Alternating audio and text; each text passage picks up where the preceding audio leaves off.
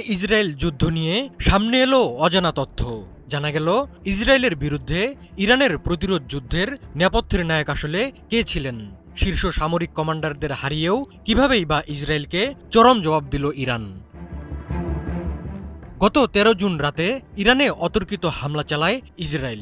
হত্যা করা হয় কয়েকজন শীর্ষ সামরিক কমান্ডার ও পরমাণু বিজ্ঞানীকে। নজিরবিহীন সে হামলার ধাক্কা সামলে ঘুরে দাঁড়াতে সময় নেয়নি ইরান। দ্রুতই ইসরায়েলকে জবাব দেওয়া শুরু করে ইরানি বাহিনী। ক্ষণে ক্ষণে প্রতিশোধমূলক হামলার তীব্রতা বাড়াতে থাকে ইরান। ইসরায়েলে কল্পনাতীত ধ্বংসযজ্ঞ ডেকে আনে ইরানি মিসাইল। শেষ পর্যন্ত বাধ্য হয়ে যুদ্ধবিরতির জন্য দৌড়ঝাঁপ শুরু করেন বেনিয়ামিন নেতানিয়াহু।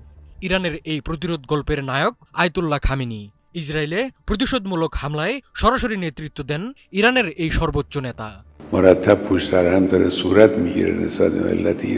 বৃহস্পতিবার ইরান ইসরায়েল যুদ্ধের অজানা